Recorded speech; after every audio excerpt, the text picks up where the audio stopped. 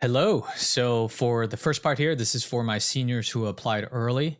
If you applied early by November 1st, you should be receiving a post application portal to check the status of your application elements. Not every school immediately gives you this. I think Purdue takes about a week and a couple of other schools. So, you want to be checking for that.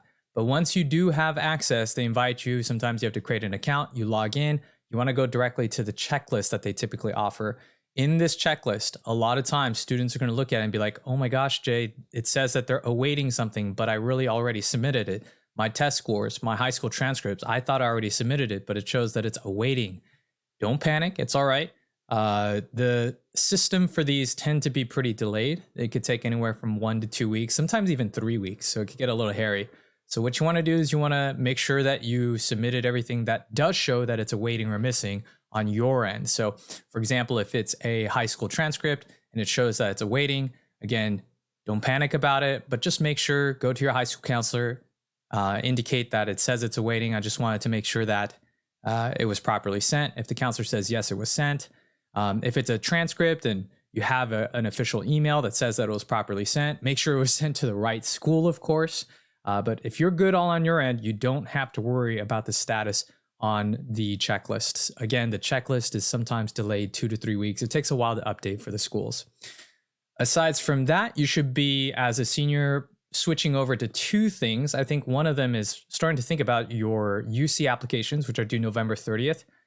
My advice to students has been to start with the Common App, top 10 activities, 150 character descriptions.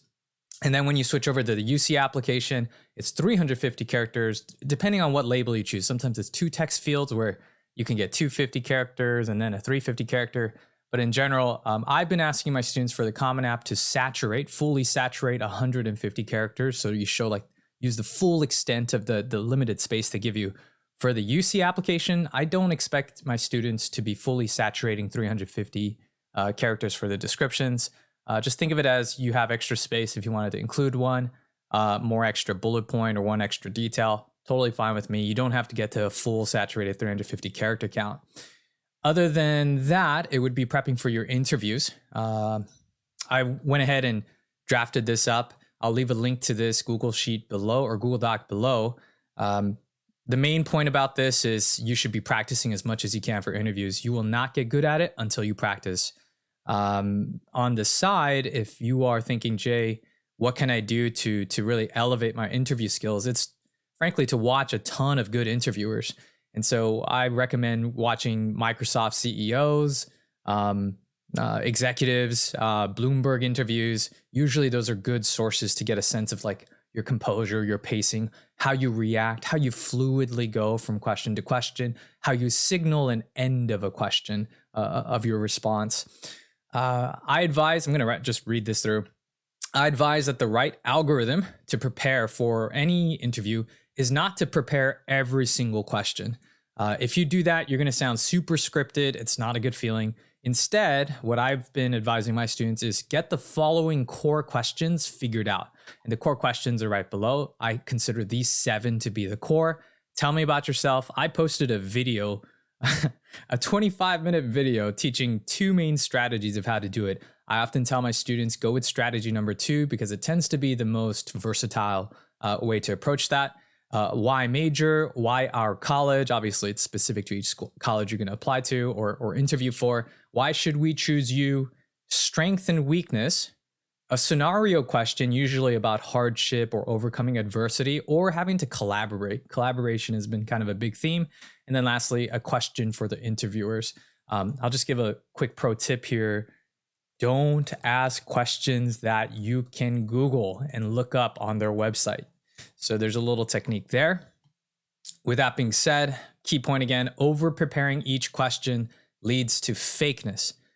When I have an interview with a student, I want the main thing to stand out is that the student is being genuine and authentic, is thinking on the spot, shows that they've come prepared, but is capable of essentially being adaptable, capable of communicating at a semi-professional, young professional level.